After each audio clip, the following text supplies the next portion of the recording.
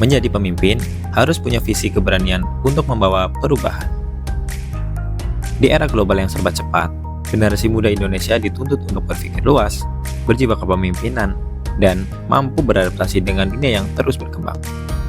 Bersama AIESEC Banyumas, kita akan mengenal lebih dekat bagaimana program pertukaran pelajar, pengembangan kepemimpinan, dan pertukaran budaya mampu membentuk generasi yang siap bersaing di tingkat global.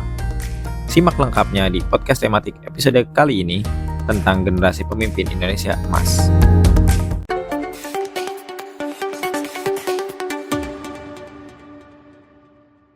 Assalamualaikum warahmatullahi wabarakatuh. Apa kabar pendengar dan pemirsa setia RRI dimanapun Anda berada? Senang sekali saya Priyo menyapa Anda di podcast tematik. Nah, pendengar dan pemirsa, pada kesempatan yang berbahagia ini saya akan berbincang ya dengan dua narasumber ya, akan membahas sebuah tema yang sangat menarik dan dekat dengan dunia anak muda, yaitu generasi pemimpin Indonesia Emas. Kesempatan untuk belajar dan mengembangkan diri di luar negeri merupakan hal yang dinanti-nantikan oleh anak muda saat ini. Ternyata ada satu wadah yang memfasilitasi generasi muda yang ingin mengembangkan diri dengan belajar dan magang di luar negeri.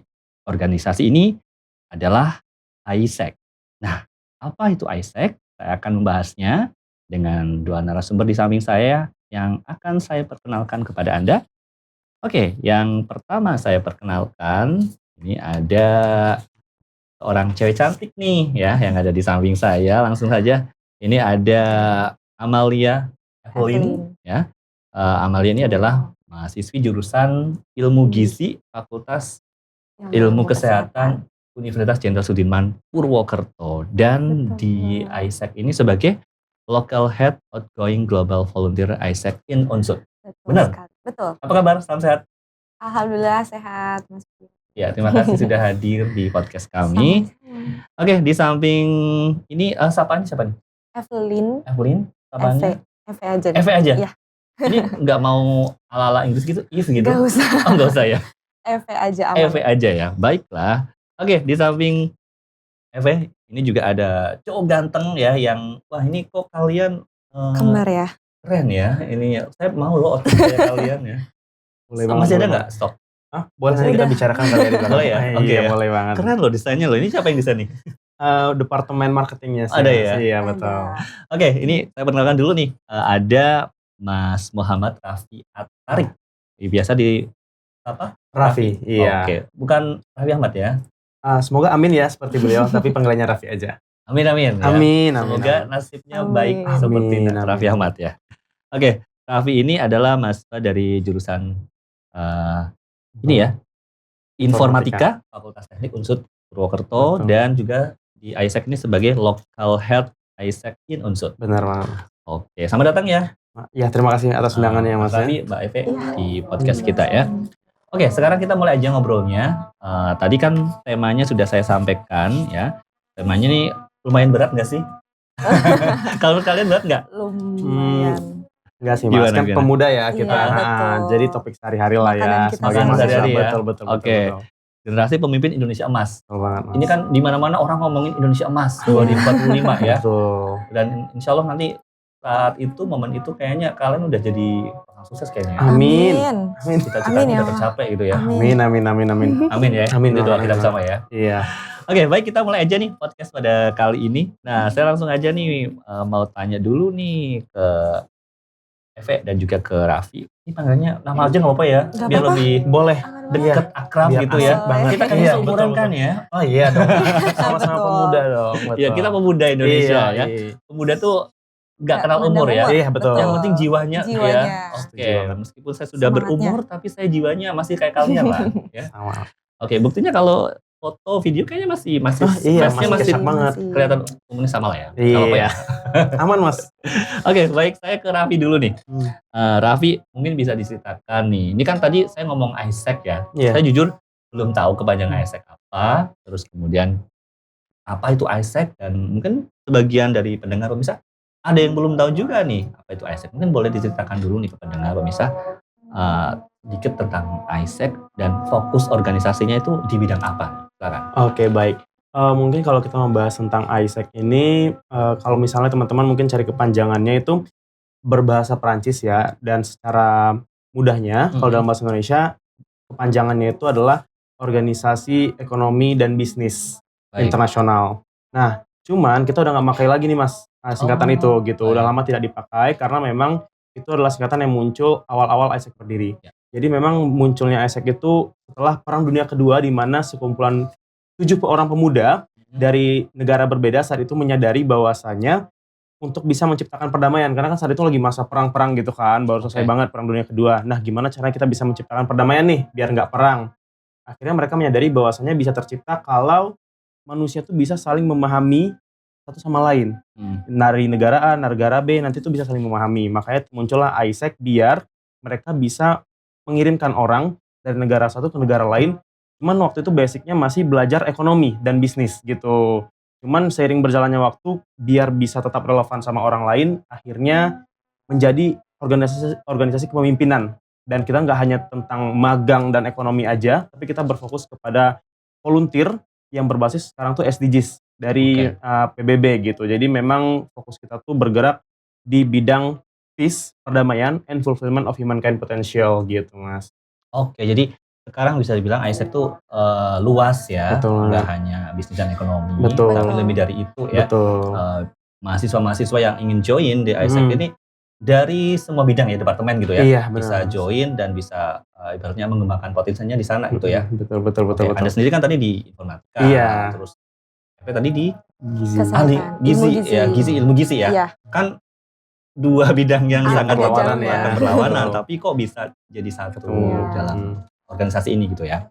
Oke, lalu saat ini kan di kampus mungkin ada banyak organisasi mahasiswa. Lalu apa nih yang membuat AIESEC ini berbeda dengan organisasi lainnya? Oke, kalau misalnya apa sih yang membuat kita berbeda dan unik dibanding organisasi kampus yang saat ini banyak di kampus Iya. gitu ya. Karena tadi base-nya kita tuh adalah organisasi internasional Mas. Kita tuh ada di 120 lebih negara, Oke. dan Indonesia sendiri kita ada di 27 titik gitu, Oke, 24. 27 titik Iya. berarti itu di kampus-kampus atau di mana aja? Nah, itu campuran Mas, 24 universitas dan 3 kota gitu. Nah, itulah yang bikin kita berbeda, terutama di bagian globalnya. Karena kita mendapatkan exposure tidak hanya secara Indonesia, nasional, tapi juga global. Karena kayak contohnya Mbak Evelyn udah pernah ke Vietnam, kemudian teman saya juga ada yang udah pernah ke Thailand. Saya juga udah punya catch up dengan teman-teman dari Filipina juga begitu. Jadi benar-benar mengepus dan berusaha mengenalkan kepada kita terkait perbedaan culture tadi itu Mas. Oke, jadi di AIESEC ini kan secara tidak langsung ya, teman-teman itu kan bisa belajar Betul. bagaimana mengenal budaya negara lain gitu ya, terutama bagi mereka yang memang sudah punya kesempatan untuk bisa pergi ke luar negeri ya lewat program di AIESEC ini ya. Betul. Oke, baik, saya ke Eve dulu nih. Tadi kan sempat disinggung nih, Iya. udah pernah ke Vietnam nih. Nah, mungkin betul. sedikit cerita nih, Mbak Eve nih, boleh diceritakan peran Mbak Eve sendiri di organisasi seperti apa, dan tanggung jawabnya seperti apa, dan tadi sedikit mungkin boleh cerita tentang pengalamannya udah ke Di Vietnam, Vietnam ya. awal mulanya gimana Wah. sampai bisa ke sana gitu. Oke, jadi kayak yang tadi udah disinggung juga ya sama Mas Priok gitu. Aku tuh sebagai local head of outgoing global volunteer. Dimana dari nama departemennya ini kan kayak udah kelihatan gitu ya, outgoing global volunteer. Dimana aku tuh tanggung jawabnya untuk mengirim anak-anak muda di Purwokerto dan sekitarnya yang punya minat gitu untuk melakukan volunteer atau sukarelawan gitu di luar negeri selama 6-8 minggu. Jadi tanggung jawabnya ada di situ. Jadi menghubungkan anak-anak muda di Purwokerto dengan, jadi kan AIESEC kan tersebar di 120 lebih negara ya, dan kalau misal nanya cara kerjanya gimana, jadi kami itu bekerja sama AIESEC yang ada di luar negeri untuk kita kirim orang ke sana gitu. Oke. Iya. Ada berapa negara yang sudah mungkin MOU lah istilahnya ya dengan AIESEC UNSUD khususnya? Banyak sih Mas, ada Udah. kayak kurang lebih 12 lebih. Kita ada yang di Asia tuh ada Vietnam, Thailand, Filipina, dan masih banyak lagi. Terus habis itu kita juga ada ke Egypt, terus habis itu Tunisia, Slovakia, Ceko, dan Wah, masih banyak banyak ya, lagi. bukan hanya di Asia Tenggara aja ya, tapi Sampai Europe juga. ya Europe ya ada tadi ya. Terus Keren. ya, Terus dulu awal mulanya kenapa bisa akhirnya ke Vietnam gitu ya, karena awal kan mulanya gimana? iya, karena kan ini kan program yang megang aku gitu ya Mas. Jadi aku merasa Baik. kayaknya perlu deh aku nyoba sendiri program yang selanjutnya aku akan tawarkan ke orang gitu. Iya. Jadi kayak gimana nanti aku bisa nawarin orang untuk ikut program ini kalau misal aku sendiri aja Belum nyoba. nyoba gitu. Jadi dan kenapa Vietnam? Sebenarnya karena tertarik sama negaranya, terus habis itu keindahan alamnya sih. Kayak beberapa kali pernah lewat tuh di sosial media Vietnam, terus kayaknya bagus, terus habis Menarik itu gitu ya. menarik, terus habis itu projeknya juga cocok sama aku yang dari Vietnam gitu. Tahun berapa itu ke sana? Baru kemarin Tahun ini? Iya. Wow. Bulan Juli berangkatnya, Berarti pulang bulan masih Agustus. hangat ya. Masih hangat, Dan- masih gamon-gamon sedikit ini.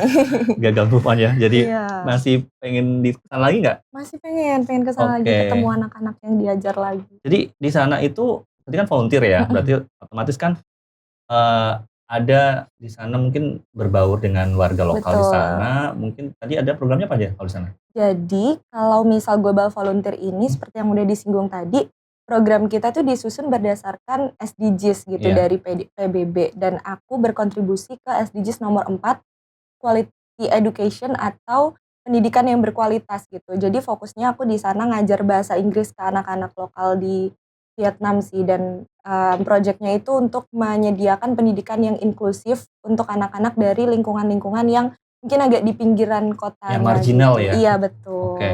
Jadi mungkin di sana ada juga ya, maksudnya dalam arti kaum marginal yang mungkin Iya. sama seperti kondisi Indonesia Iya, kan ada betul. beberapa tempat atau mungkin Iya, warganya yang seperti itu kan berarti Iya. sama juga ya? sama-sama. Ada yang seperti itu juga Iya. dan Anda ke sana datang untuk memberikan edukasi ke Iya. mereka terutama untuk bahasa Inggris gitu ya. Betul. Oke, berarti udah tas nih. Pokoknya banyak dong ini. Lumayan. Stepnya ya. Oke, luar biasa ya. Baik, saya ke Raffi lagi nih. Raffi, saat ini ada berapa banyak nih member yang tergabung di ISEC, khususnya yang ada di Unsut ini? Oke, kalau di Unsur sendiri itu kita ada di sekitar 76 orang Mas saat ini. 76 total? Total 76. Dari semua departemen? Dari semua departemen termasuk kita berdua. Oke. Iya.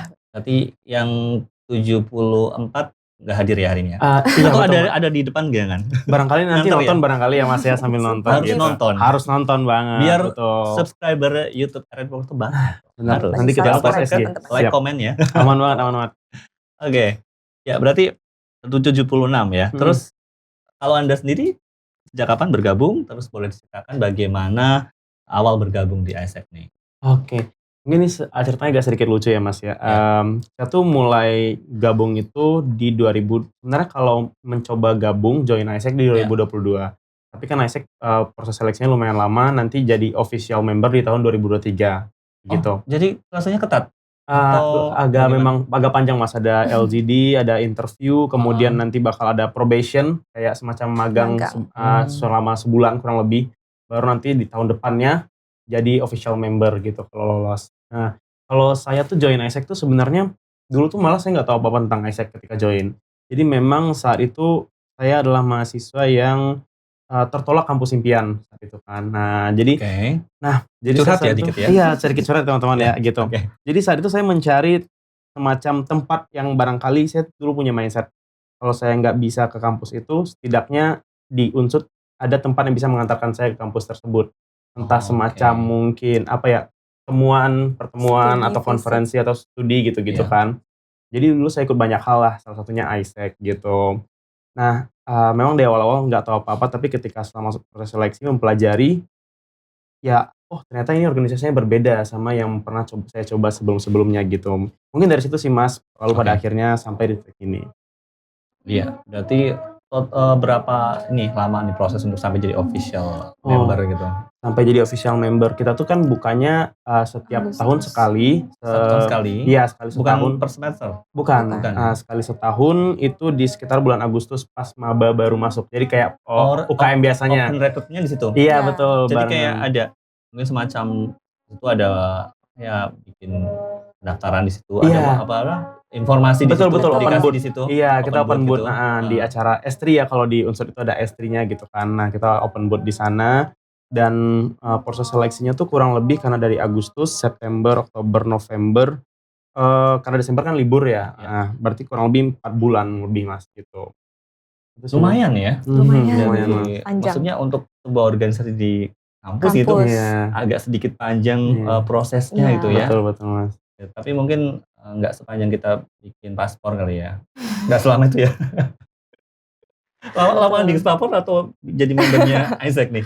Dulu ngurus paspor berapa lama? Lama sih. Lama Nunggu juga. antriannya, terus habis itu pas udah dapet lama. Oke. Baik, tapi mending ikutan Isaac aja ya. Mending Betul ikutan Terlalu lama ya. Betul. Terutama yang mahasiswa baru ya, nih kalau nonton ya. Betul. Iya, semua siswa baru terutama. Oke, saya ke Eve lagi nih. Eve kan tadi sebagai lokal head outgoing global volunteer Betul. Isaac ya. Pasti Anda tahu dong minat mahasiswa terkait pengalaman pertukaran budaya di luar negeri ya. Mungkin boleh diceritakan nih bagaimana minat mahasiswa terhadap program-program Isaac nih. Oke, sebenarnya kalau misal minat akan pertukaran budaya sama teman-teman dari luar negeri itu sangat tinggi sekali ya Kak Raffi. Banyak Karena ya? banyak. Ya. Karena kita juga punya program yang jadi anak-anak muda tuh nggak harus ke luar negeri untuk ketemu sama orang-orang dari luar negeri. Jadi ini for your information lagi Mas, Ya. karena di Isaac Indonesia tuh kita tuh ada yang outgoing global volunteer sama incoming global volunteer. Oke. Nah bedanya apa? Kalau outgoing itu kan ngirim Yang orang-orang ke keluar luar negeri. negeri, Kalau ya. incoming kita creating program yang akhirnya nanti mendatangkan orang-orang dari luar negeri untuk volunteeran di Purwokerto gitu. Jadi dua arah gitu pertukarannya. Terus habis itu di incoming ini sendiri kita ada program Global Village di mana orang-orang yang volunteeran di Purwokerto itu bisa nge-share culture mereka, terus habis itu open booth tentang gimana budaya di negara mereka untuk dikenalkan gitu sama anak-anak muda di Purwokerto. Jadi dan di acara itu super rame dan meriah dan antusiasmenya sangat tinggi ya. Kalau misal bisa aku lihat.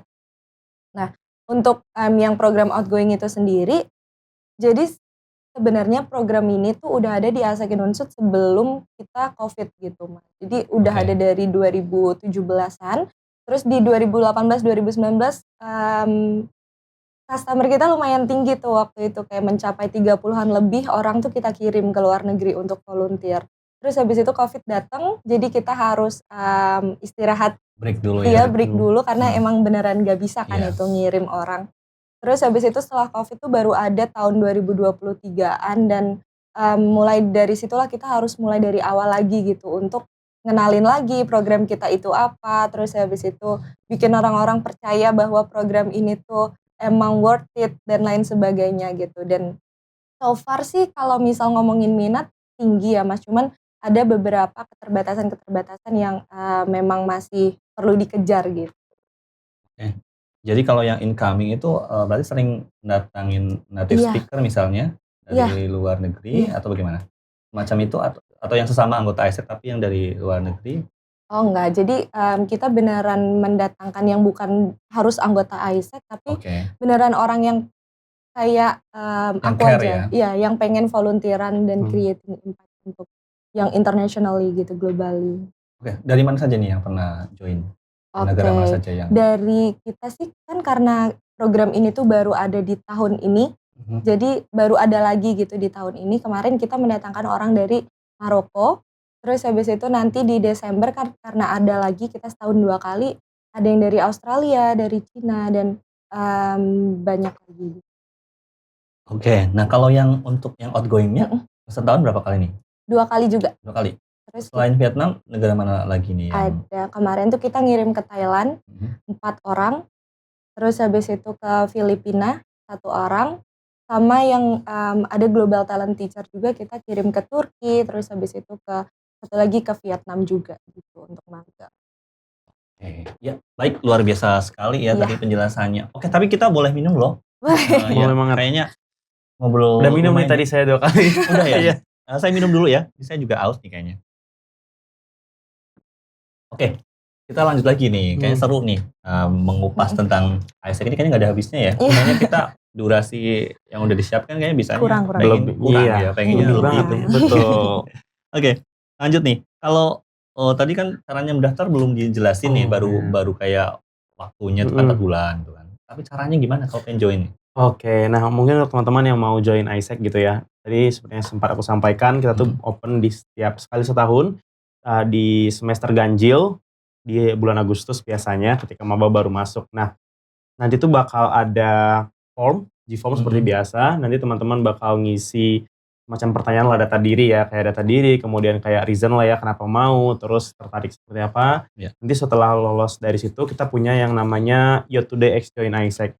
Itu tuh semacam seminar di mana lebih ke kayak mempersiapkan mereka yang tadi udah daftar untuk proses seleksinya, karena panjang kan. Jadi Iya. kayak nanti di situ tuh ada 3 pembicara dari saya, biasanya dari presidennya, kemudian dari Mbak Evelyn kemarin karena menyampaikan experience dia. Ya. Kemudian biasanya ada tentang membahas membership juga. Jadi kurang lebih di seminar itu membahas proses seleksi dan reason atau alasan gimana sih kalian tuh bisa tetap bertahan selama seleksi proses itu gitu. Setelah itu nanti mereka bakal mengisi yang namanya PVA atau Personal Value Assessment, di mana kita ingin mengetahui lebih banyak terkait personality-nya mereka aja gitu. Nanti bakal ada question-nya yang bakal mereka isi pribadi. Setelah itu kalau mereka lolos dari PVA, mereka bakal lanjut ke Leaderless Group Discussion atau LGD. Gitu. Nanti setelah lolos dari LGD bakal lanjut ke interview. Setelah interview kalau alhamdulillahnya lolos, nanti bakal lanjut ke probation atau masa magang gitu. Ya. Nah, selama sebulan kalau misalnya mereka menyelesaikan dengan baik, mereka bakal menjadi official member tahun depannya. Oke. Syaratnya apa aja nih untuk jadi anggota? Syaratnya. Apakah harus, maksudnya kalau ini kan ada di Unsut harus jadi mahasiswa Unsut, betul. atau boleh dari mahasiswa kampus lain nih? Misalnya di Broto kan banyak kampus, saya belum ada ISEC. Ya. Pengen gabung join di ISEC Unsut boleh nggak? Oke, kalau misalnya untuk membership-nya atau anggotanya untuk saat ini belum bisa gitu, karena memang ISEC Unsut hanya untuk mahasiswa Unsut saja gitu. Dan syaratnya nggak ada syarat khusus, paling biasanya kita setiap open itu hanya berlaku untuk mahasiswa 2 tahun terakhir. Contohnya sekarang di 2025 kita open, berarti hanya berlaku untuk mahasiswa 2024 dan 2025. Kalau di tahun 2006 berarti 2025 dan 2026 gitu. Nggak ada syarat khusus lain. Oke, untuk mungkin ada budget nggak sih, biaya gitu kalau join di ISEC? Kan masanya kan ini sifatnya sukarela gitu kan. Betul. Otomatis kayak tadi ke luar negeri, nah ini yang biayain siapa gitu loh. Maksudnya pertanyaannya kan atau biaya sendiri atau ada dari organisasi memang sudah memiliki banyak dana gitu yang untuk mengirim mahasiswa-mahasiswa tadi ke luar negeri gitu, atau bagaimana? Oke, untuk biaya untuk join jadi member sendiri kita ada di awal untuk yang seminar itu tadi, karena seminar kita offline kan. Jadi ada biaya 15.000 ya Kak Raffi, untuk nanti dikembalikan lagi dalam bentuk konsumsi, terus habis itu kita juga mendatangkan speaker dan lain sebagainya. Terus habis itu mungkin syarat-syarat lain kalau misal untuk jadi member itu nggak ada yang gimana-gimana ya. Karena dulu waktu aku join ISEC juga pengalaman pas di SMA-nya tuh kurang banget gitu, pengalaman berorganisasinya. Dan juga kayak kalau misal teman-teman berpikir harus jago bahasa Inggris nggak sih kalau misal pengen join ISEC gitu. Sebenarnya kayak nggak harus yang jago-jago banget, karena dulu aku juga bahasa Inggrisnya yang sangat basic, masih tapi pasif misalnya. Iya betul. Terus habis itu along the way belajar aja bareng-bareng sama teman-teman yang ada di organisasi gitu sih. Terus habis itu kalau misal untuk programnya, untuk Outgoing Global Volunteer-nya itu kita self funded Mas. Jadi kalau misal pengen ikut memang biaya pribadi. Iya betul. Oke, jadi memang harus kesadaran ya untuk merelakan sebagian. Betul. Tapi dari kita tuh bakal gitu ngebantu dalam bentuk, karena biasanya kan ada yang namanya company-company atau CSR, Community Social Responsibilities, yang mau mensupport. Nah, betul, nanti kita bakal bantu untuk mencari dan bikin proposalnya kalau memang mereka mau cari sponsor begitu. Jadi 50-50 ya. Iya, sebagian mungkin untuk keperluan pribadi pakai budget sendiri. Kalau yang untuk perjalanan bisa ditanggung dari CSR gitu betul. Dan itu pun balik lagi itu ke ditanggung, maksudnya organisasi mau bertanggung jawab ya, dalam arti support gitu ya. Iya, kalau memang cuma dari mereka mau pas itu enggak ya. Iya, enggak. Kita bertanggung jawab dari mereka daftar sampai mereka pulang lagi. Ada departemen business development-nya. Tapi enggak sampai kantong jebol kan kemarin ke Vietnam. Kan berapa minggu sih waktu itu? 6 minggu. Terus kalau misal dihitung-hitung lagi tuh budget 6 minggu worth it pengalamannya segala macam. Dengan pengalamannya sangat worth it, dan kalau misal di compare sama traveling misal 10 hari gitu ya, kurang lebih mirip jumlah pengeluarannya gitu. Karena waktu aku di sana itu project aku udah cover makan 3 kali sehari. Jadi untuk biaya makan dan lain sebagainya udah tercover sama biaya project yang dibayarkan di awal gitu. Masuk travelingnya kemana, ke beberapa spot di sana. Banyak spot yang dikunjungi selama 6 minggu. Aku lumayan yang sering jalan-jalan. Fotonya masih banyak ya di handphone ya? Masih banyak. Belum di-upload semua ya? Oke, luar biasa pengalamannya ya.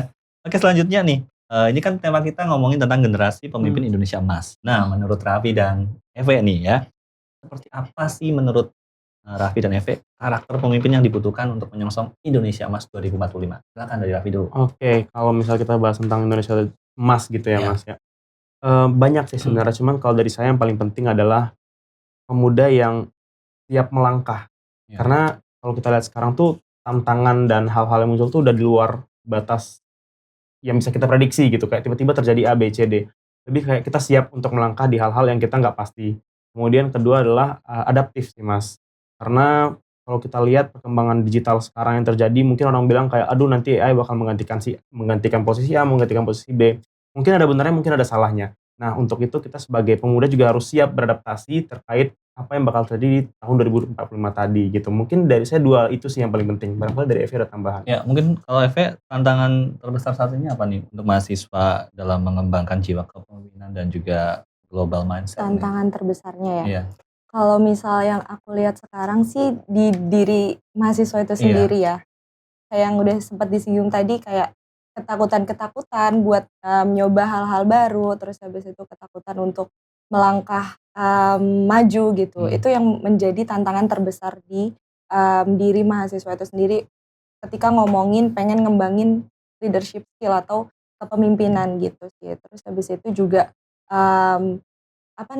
lingkungan yang sangat dinamis, dunia yang sangat dinamis sekarang menurut aku juga jadi tantangan, dan gimana anak muda itu jadi adaptif kayak yang udah disinggung tadi juga, itu merupakan kuncinya gitu untuk kita bisa jadi pemimpin yang baik untuk masa depan Indonesia ini nanti. Oke. Lalu ada nggak sih contoh nyata misalnya dari alumni ISEC nih yang kini mungkin menjadi sosok inspiratif yang tentu saja mereka punya kontribusi di Indonesia gitu yang bisa menjadi contoh-contoh mungkin pemimpin masa depan, mungkin menjadi role model kalian juga gitu. Ada nggak? Betul. Kalau misalnya kita bahas alumni itu banyak banget Mas.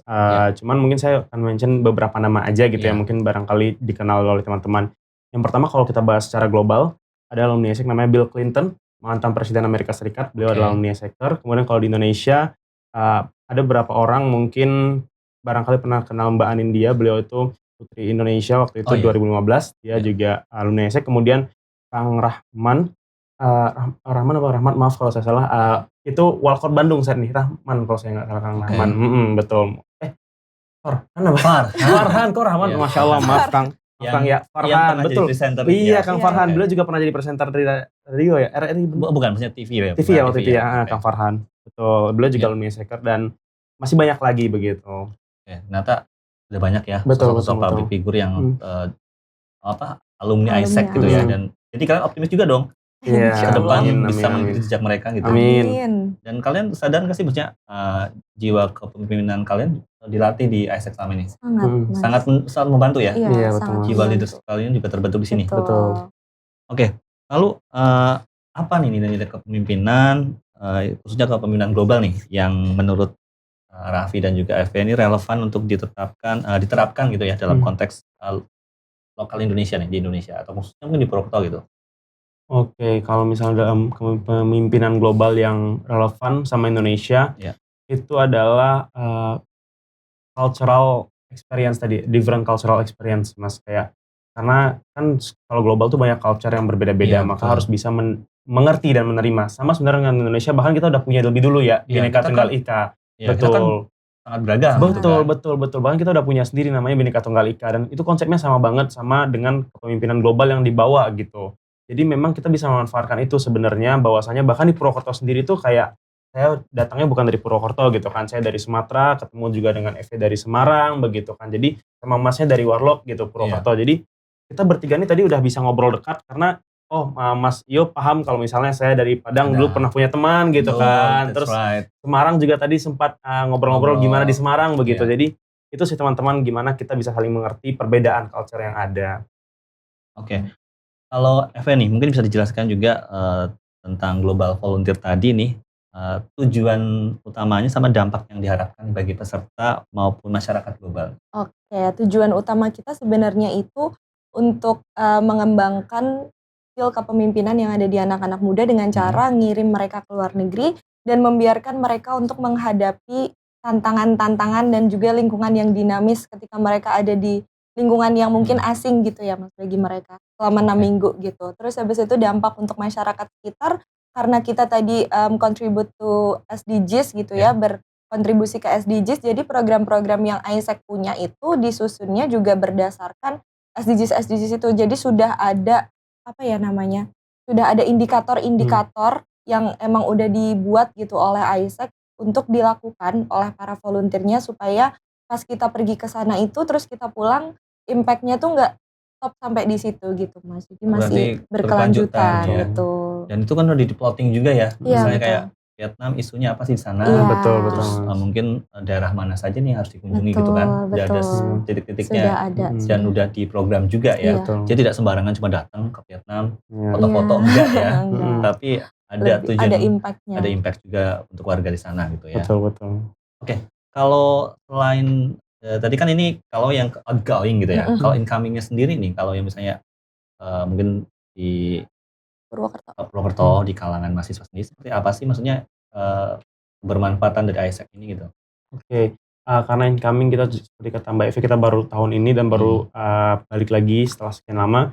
Kalau kemarin itu yang dari Maroko kan datang, kita programnya mirip-mirip sama Mbak Evi juga, dia ngajar dan dampaknya ada 2. Yang pertama kita juga open yang namanya local volunteer Mas, di mana walaupun dari luar datang kita ada program untuk mereka menjadi mahasiswa Purwokerto ya, nggak harus unsur gitu, untuk join program kita menjadi badinya mereka. Begitu temennya selama di Purwokerto gitu. Nanti entah mau mendampingi dia kemana-mana atau kayak tour guide juga lah ya. Kurang lebih mirip tour guide gitu. Nggak langsung kayak gitu ya. Betul, tapi dia juga ikut nih dalam rangkaian volunteernya, kayak ngajar dia ikut juga gitu. Nah, dampaknya kalau untuk mereka setelah saya ngobrol-ngobrol bareng mereka, yang pertama mereka bener-bener ngerasa beda banget gitu. Beda banget ketika mungkin keseharian bersama orang-orang Indonesia lalu sama dia gitu, gimana kesehariannya dia, kemudian belajar banyak tentang culture-nya Maroko. Nah, untuk anak-anak yang diajar dan daerah-daerah yang dikunjungi, itu tuh senang karena mereka tuh pertama kali nih datang guru dari